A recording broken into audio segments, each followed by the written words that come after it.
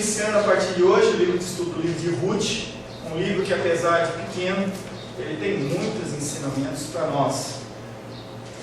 Ruth é um pequeno livro absolutamente encantador. Uma introduçãozinha para o livro de Ruth, tá?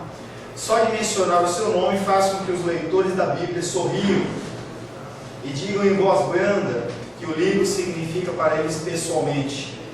Os motivos para essa reverência vêm logo à mente.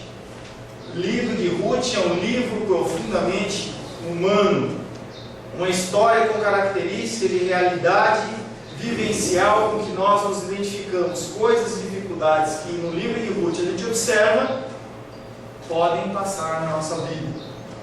De fato, os leitores imediatamente se enxergam na narrativa. Não demoram para colocar-se no lugar da pobre Noemi, que sofreu golpes na sua vida, passou fome, viveu no exílio, estava triste, solitária, e acabamos nos recordar de coisas amargas do nosso passado, dificuldades que nós tivemos. De boa vontade, nós nos simpatizamos com Boaz, que nós vamos ver foi aquele que resgatou Ruth. Você pode fechar para mim, por favor? Cuja retidão nos desafia a refletir sobre a nossa própria maneira de vida. É o que nós falamos em Mandatos da Criação. Iniciamos falando sobre Mandatos da Criação. Nós somos chamados a uma renovação, a uma transformação. Boaz, ele é uma pessoa que mostra esse tipo de comportamento. Um comportamento bíblico, um comportamento amoroso, um comportamento de uma pessoa que se preocupa com o próximo. Os personagens de Ruth são pessoas comuns, pessoas como eu e você. O livro de Ruth parece um livro de um romance amoroso entre Ruth e Boaz, mas ele é muito mais que isso. Ele mostra o agir, o proceder de Deus na vida das pessoas. Você não pode ler o livro de Ruth corrido assim, achando que é uma história bonitinha, que é simplesmente uma história de amor, um Romeu e Julieta, mas você tem que olhar ali e observar a ação de Deus em cada passo do livro de Ruth. Principalmente porque nós falamos em Mandatos da Criação. Deus, ele governa todas as coisas.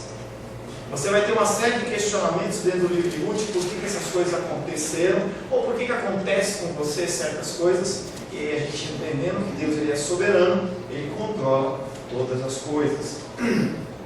Alguns atribuem a autoria de Ruth a Samuel, mas não é possível Samuel, porque em parte do livro, no finalzinho do livro de Ruth, ele cita a figura de Davi como rei, e aí Samuel já tinha morrido. Então não se tem definição de quem escreveu Samuel. A probabilidade maior é que tenha sido uma mulher, que ela acaba contando sobre a ótica da mulher, uma mulher que naquela época que não tinha marido, não tinha filhos, não tinha quem a sustentasse, vivia uma condição muito precária e muito perigosa. Ela não podia trabalhar, ela não tinha quem a protegesse. Então a história de Ruth dá para você ter a ideia. Algumas pessoas dizem que o livro de Ruth foi escrito por uma mulher. Quando foi escrito o livro de Ruth? Não se tem a mínima ideia. O pensamento é que ele foi, segundo o primeiro versículo que nós vamos ver, ele foi escrito perto do livro de Juízes, algo entre a morte de Josué e a consagração de rei de Saul.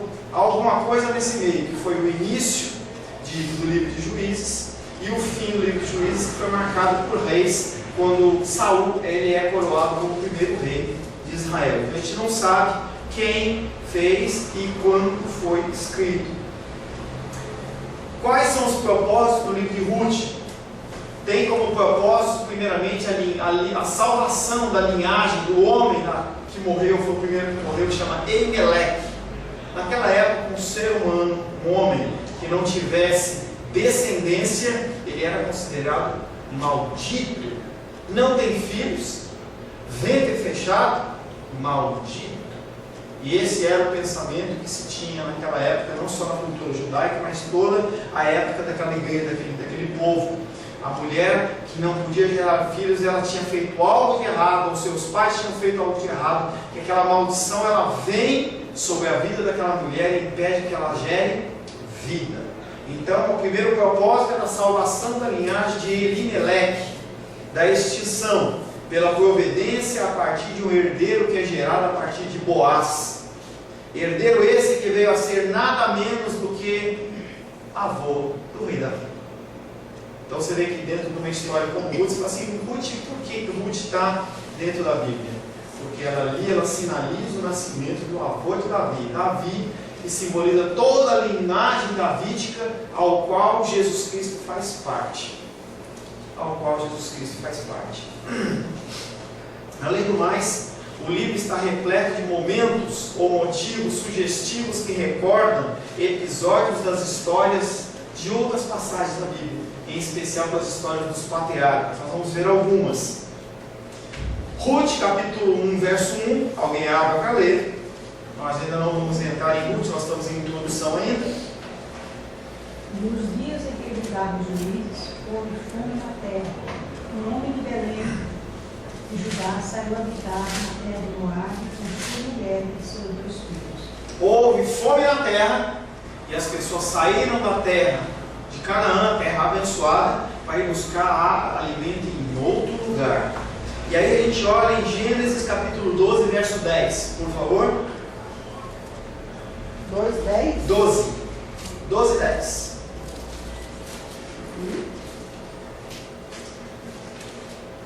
Ruth 12:10. Gênesis.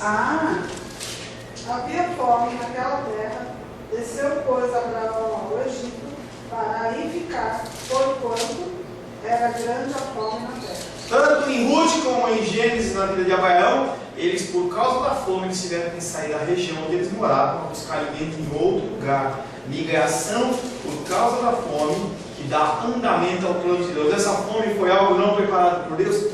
Preparado por Deus. Por que teve fome lá na terra de Israel? Para que Noemi pudesse sair com seu marido e seus filhos, fossem à terra de Moabe, aqueles homens casassem com as moabitas, em especial Ruth, e Ruth pudesse voltar, ter um relacionamento com Boaz, gerar um filho que seria o avô de Davi. Parece uma peia, entendeu? Complexa, mas é o plano de Deus, o propósito do Senhor. Mas Deus não poderia levantar dentro do povo de Israel uma mulher que pudesse ser a avó de Davi? Poderia. Por que aconteceu assim? Porque Deus fez o plano dele. Tá? Ruth capítulo 1, verso 5. Morreram também ambos, Malom e Quilion, ficando assim a mulher desamparada de seus 2 filhos e de seu marido. Fala da morte dos 2 filhos de Ruth. Gênesis, não, de Noemi, desculpa. Em Gênesis, acho que eu pego isso aqui porque está falando de capítulo. Gênesis.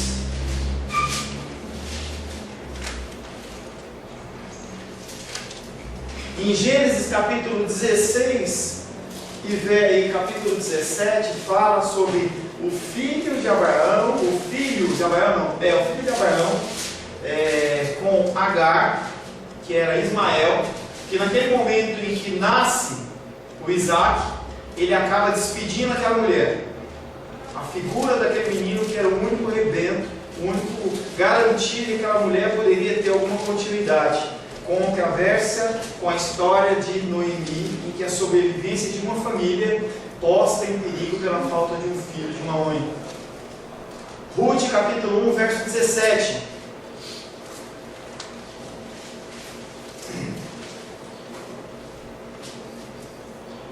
Onde quer que morreres, morrerei eu, e aí serei sepultado. Faça-me o Senhor o que lhe bem aprouver, se outra coisa que não seja a morte me separar de ti. Gênesis capítulo 12, versos de 1 a 5.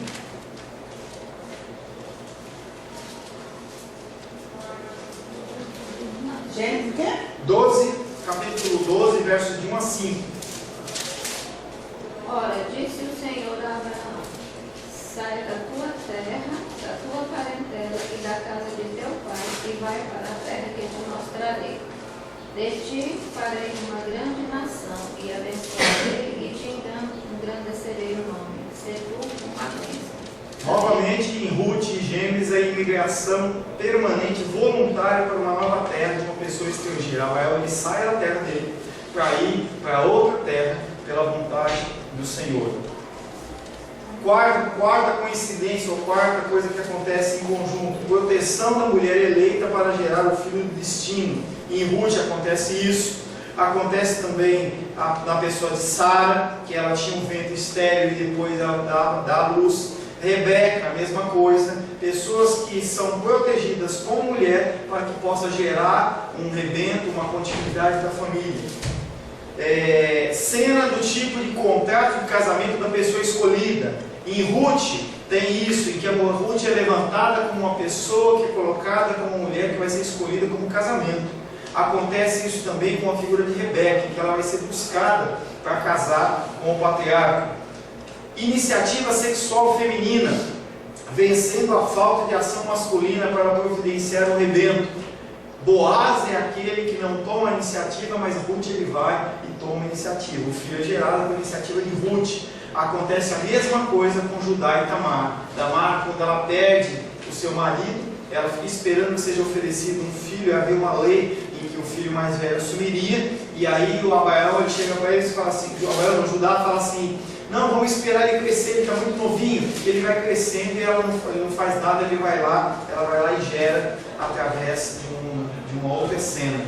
A compra da propriedade como resultado de uma morte. A integração dos imigrantes estrangeiros em sua pátria. Isso acontece em Gênesis. Aqueles homens saem lá, Abraão sai da terra, ele acaba se integrando com todo aquele povo. Com Ruth, na história de Ruth, ele também vê toda essa história daquele povo que era estrangeiro e acaba se adaptando ali na terra onde eles moravam.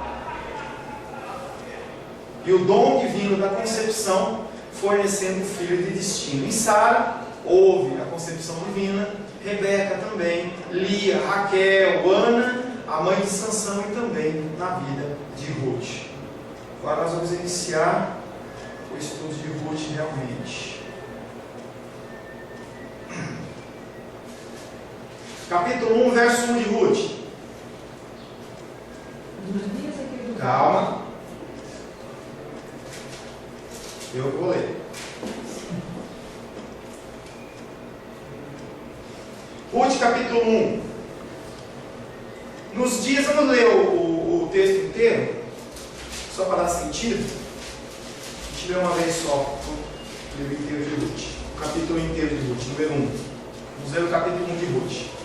Nos dias em que julgavam os juízes, houve fome na terra, e um homem de Belém de Judá saiu a habitar na terra de Moabe com a sua mulher e seus 2 filhos. Este homem se chamava Elimeleque, e sua mulher Noemi. Os filhos se chamavam Malom e Quilion.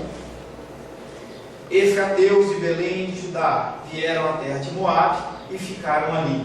Morreu Elimeleque, marido de Noemi, e ficou ela com seus 2 filhos, os quais casaram com mulheres moabitas. Era o nome de uma órfã e o nome de outra Ruth, e ficaram ali quase 10 anos. Morreram também ambos, Malom e Quilion, ficando assim a mulher desamparada de seus 2 filhos e de seu marido. Então se dispôs ela com suas noras e voltou da terra de Moabe, porquanto nessa ouviu que o Senhor se lembrava do seu povo, dando-lhe pão. Saiu, pois, ela com suas 2 noras do lugar onde estivera, e indo elas caminhando de volta para a terra de Judá, disse-lhes Noemi: Ide, voltai cada uma à casa da sua mãe, e o Senhor use convosco de benevolência, como vós usastes com os que morreram e comigo. O Senhor vos dê que sejam felizes, cada uma em casa do seu marido, e beijou-as. Elas, porém, choraram em alta voz e lhe disseram: Não, iremos contigo ao teu povo. Porém Noemi disse: Voltai, minhas filhas, por que ireis comigo? Tenho eu ainda no ventre filhos para que vos sejam por maridos? Tornai, filhas minhas, ide-vos embora, porque sou velha demais para ter marido. Ainda quando eu dissesse: tenho esperança, ou ainda esta noite tivesse marido e houvesse filhos, esperá-los-ieis até que viessem a ser grandes? Abster-vos-ireis de tomar de marido? Não, filhas minhas. porque por vossa causa a mim me amarga o ter o Senhor descarregado contra mim a sua mão. Então de novo choraram em alta voz. Orfa, com um beijo, se despediu de sua sogra, porém Ruth se apegou a ela. Disse Noemi: eis que tua cunhada voltou ao seu povo e aos seus deuses. Tu volta após a tua cunhada. Disse, porém, Ruth: não me instes para que te deixe e me obrigue a não seguir-te, porque onde quer que fores, irei eu. Onde quer que pousares, ali pousarei eu. O teu povo é o meu povo, e o teu Deus é o meu Deus. Onde quer que morreres, morrerei eu, e aí serei sepultado. Faça-me o Senhor o que bem lhe aprouver, se outra coisa não seja a morte me separar de ti. Vendo, pois, Noemi, que de modo estava resolvida a acompanhá-la, deixou de insistir com ela. Então ambas se foram, até que chegaram a Belém. Sucedeu que ao chegarem ali, toda a cidade se comoveu por causa delas, e as mulheres diziam: não é essa Noemi? Porém ela lhes dizia: não me chameis Noemi, chamai-me Mara, porque grande amargura se me tem dado Todo-Poderoso. Ditosa eu parti, porém o Senhor me fez voltar pobre, pois me chamareis Noemi, visto que o Senhor se manifestou contra mim e o Todo-Poderoso me tem afligido. Assim voltou Noemi de terra de Moabe com Ruth, sua nora, Moabita, e chegaram a Belém no princípio da cega da cevada. Amém? Amém. Glória a Deus. Você vai entender muito bem com o caminhar por que ela não quer que seja chamada de Noemi. A gente vai falar o significado de Noemi. E aí, para a gente passa fazendo uma leitura corrida, a gente não entende algumas coisas que estão escritas. Mas quando a gente entende os nomes das pessoas, entende todos os contextos, a gente começa a ver que tem muito sentido ali o que está acontecendo. Verso 1 novamente. Nos dias em que julgavam os juízes, houve fome na terra.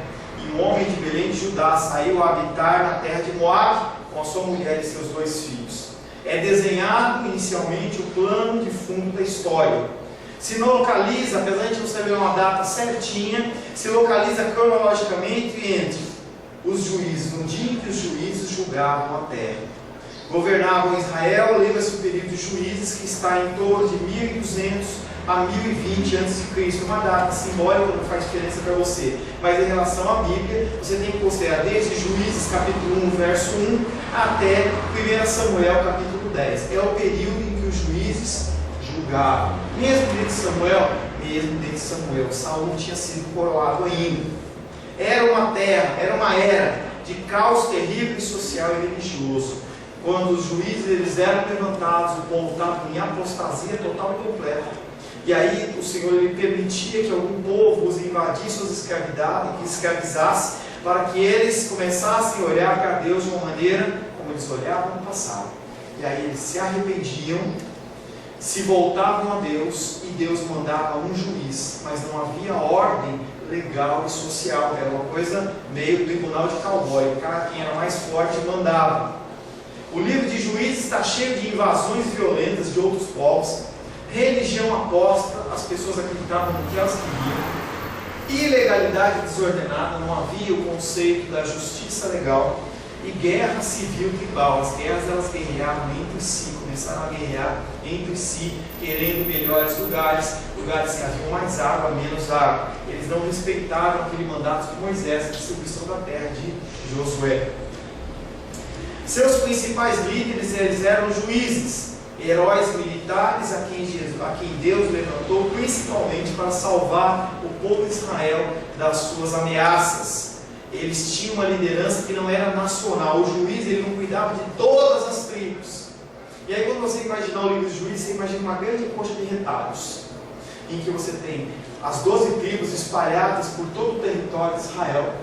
Mas os juízes eles eram levantados em regiões específicas. Então, onde Sansão era levantado era na região dele. Sansão era levantado dentro da região de Benjamim, aquele juiz ele só libertava a região de Benjamim. Não era um juiz nacional, não havia união. Então, como que foi escrito, por exemplo, o livro de Juízes? Não foi uma pessoa que foi escrever. Foram vários relatos que foram sendo trazidos e uma pessoa juntou, resumiu e compilou, fez aquela junção, coxa de retalhos. Então, quando você pensar em juízes, pensa em Sansão. Sansão, ele não era o juiz da nação de Israel, era de um povo, de uma tribo daquele momento, tá? Essa liderança, ela não era política, e sim uma liderança militar. Ele estava com a única função de libertar o povo da opressão do domínio estrangeiro. Apenas isso. A esse cenário trágico, o autor acrescentou que houve uma fome que assolou a terra. E aí, nesse caso, essa fome, ela foi uma fome no país inteiro. Deus fez secar comida naquela terra. As pessoas, elas tinham dificuldade em plantar, elas tinham dificuldade em colher e elas estavam sentindo fome. O cenário da fome tem muitas causas, muitas delas naturais. Seca, Gênesis 41, 27.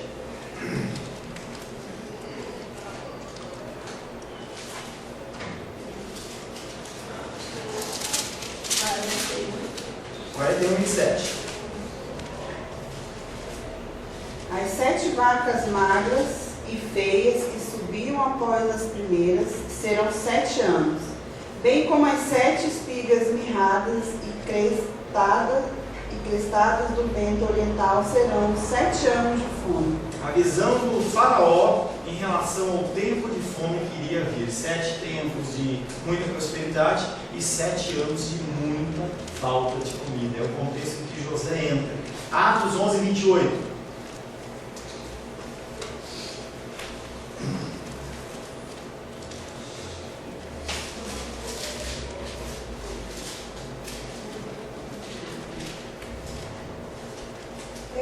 Apresentando-se um deles, chamado Ágaro, dava a entender pelo Espírito que estava para vir grande fome por todo mundo, a qual sobreveio no dia de Paulo. Dentro do livro de Atos também houve uma grande fome naquela região lá onde ele morava. Então, fome, a seca, ela gerava fome. Doenças e invasões de gafanhotos. Amós capítulo 4, verso 9 e 10. Amós, capítulo 4, verso 9 e 10. Fala sobre as invasões de gafanhotos.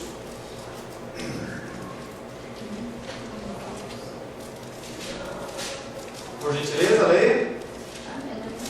Quem achou, leia. Eu os castiguei com ventos muito quentes e com pragas nas plantas.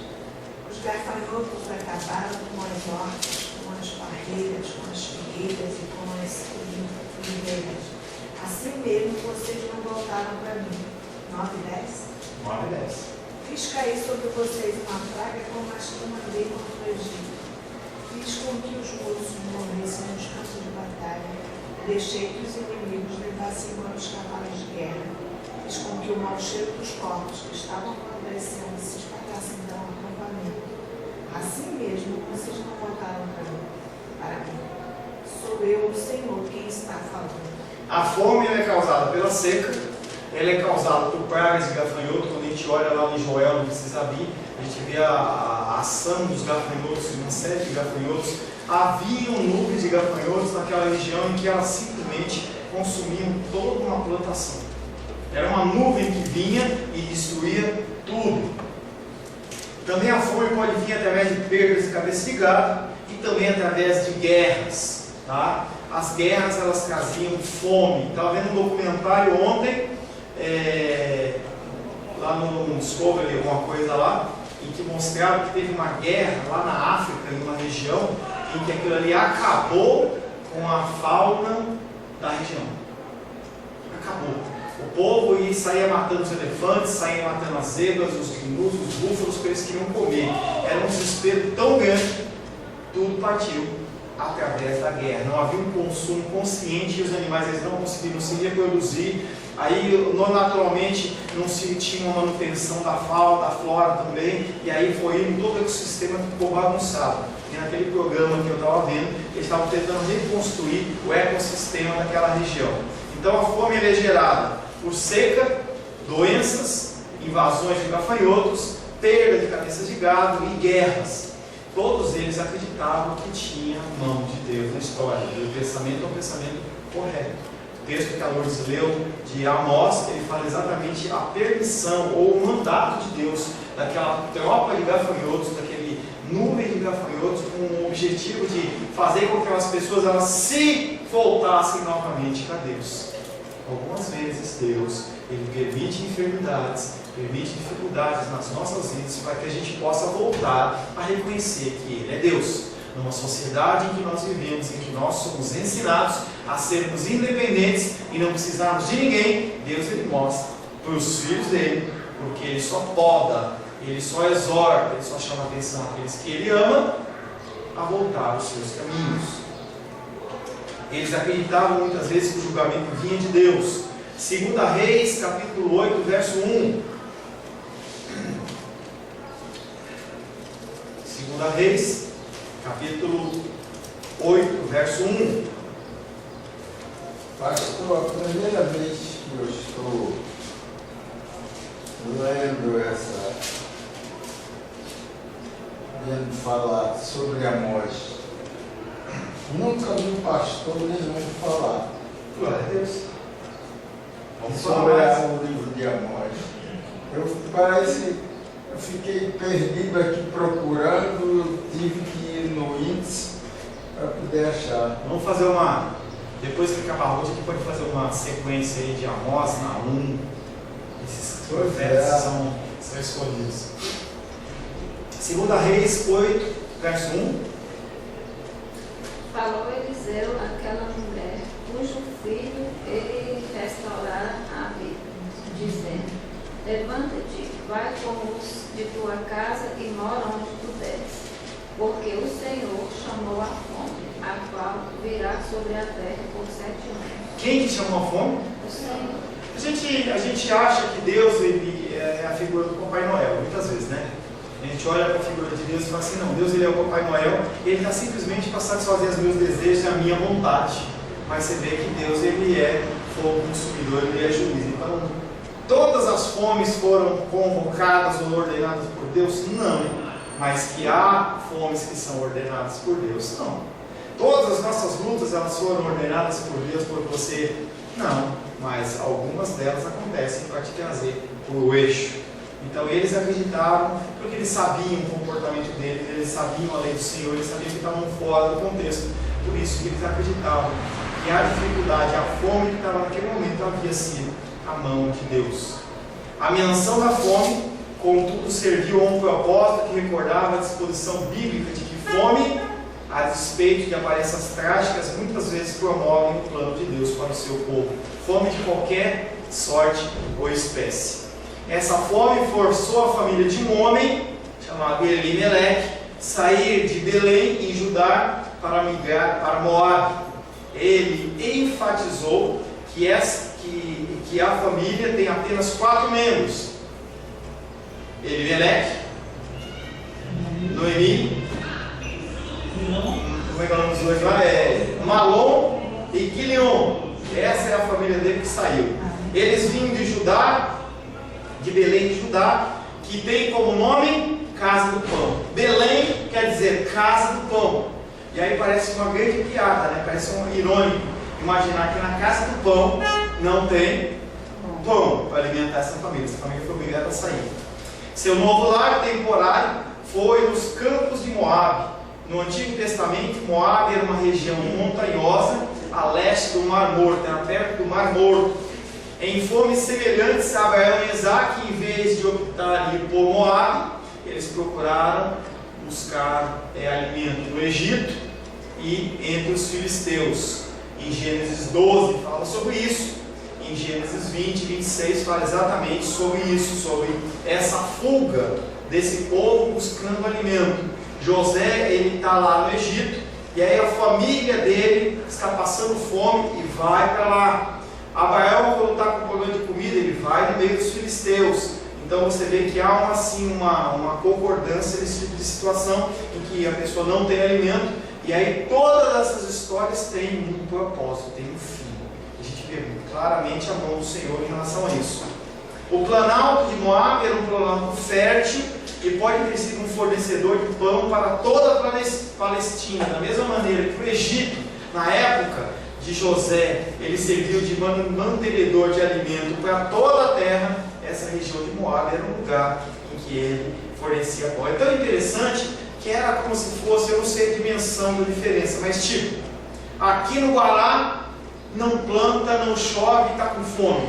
A gente vai para a cidade ocidental, lá está chovendo, tem alimento. Você vê que só pode ser a ação do Senhor.